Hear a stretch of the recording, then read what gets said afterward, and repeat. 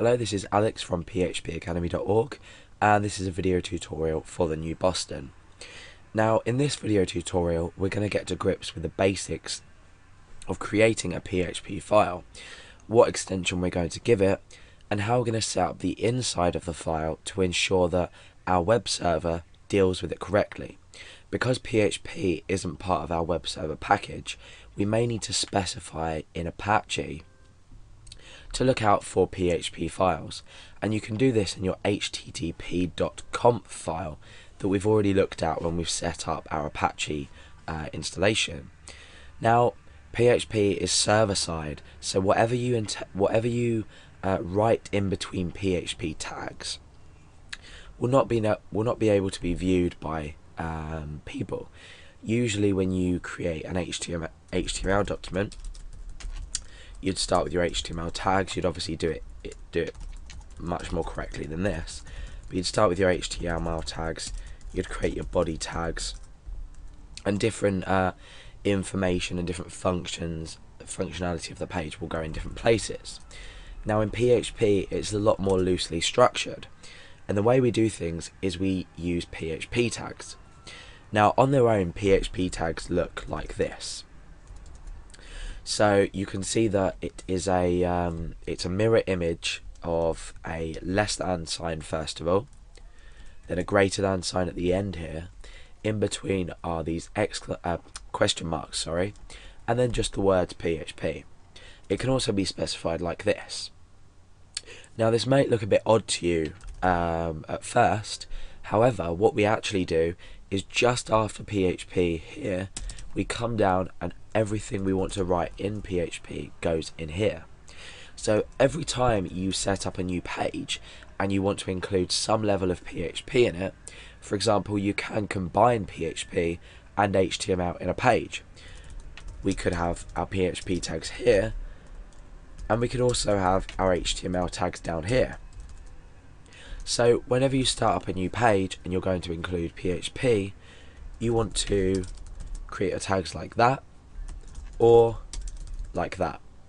I'd probably recommend the use of the PHP notation at the end, at the start. So these are your PHP tags. PHP code will go inside here. So how do we go about saving our file so it can be interpreted properly by our web browser, or our web server, So we go ahead and we save the file.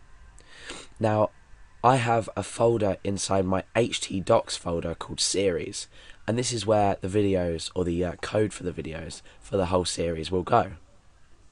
I've created a particular folder here called first file. So this is how we're going to access it in our web browser. We're going to go to localhost, series, first file, and then we're going to have our file name here. So let's just call this document let's say, we'll call it index.php, because typically an Apache installation will take an index.php and index.html files as default files to be loaded inside a folder. And by that, I mean, if your file is named anything else, so I'm going to call this just for file.php for now. Remember, we're using .php. You can, just to be sure, choose all files here and enclose that in double quotation marks, just to make sure your text editor saves it with a correct file extension. So let's save this. We've shown that we've saved this as a PHP document. My text editor context has automatically turned on syntax highlighting for PHP. This just means that PHP code and different aspects of code will be highlighted so we can read things easier.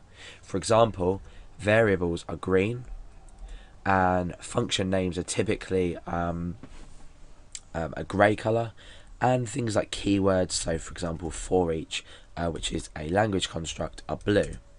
And it depends, so strings can be brown, for etc, etc. So we've got this file and we've saved that. Now if we come in here and refresh our browser, you can see that the file appears here.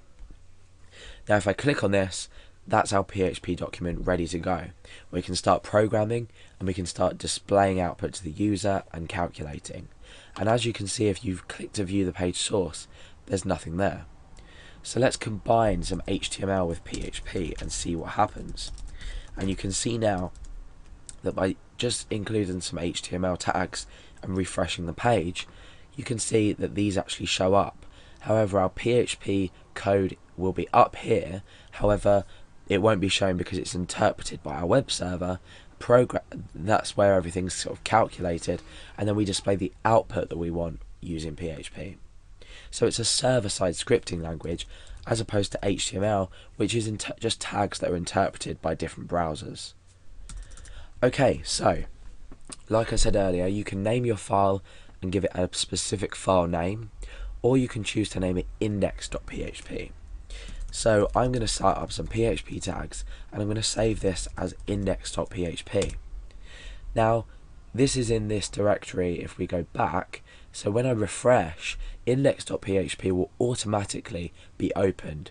We won't have this index of /series/first file. We won't be able to see the files. We'll just be presented with the index.php page. And to test this, I'm going to use a simple command in PHP to demonstrate this. I'm going to say echo, and this is my output. There's a tutorial on echo and what it does, or you'll see what it does, but how it works and a bit more information about it. So for now, I'm just going to be outputting this to the screen. So let's refresh the page. You can see that we've automatically gone to index.php. My browser doesn't show it up here, but let's just type that in manually so we can definitely see. So the page, it's automatically gone to index.php. If I just choose to go to the file, the folder I mean, is exactly the same. So these are different conventions of naming files. If you name something anything else other than what's specified, index.php and index.html I think are default specified in an Apache configuration. However, normal files are not named to open by default. So that's a bit about naming files and how you should name and create your files. And you've learned also how to set your PHP tags up ready to code inside them.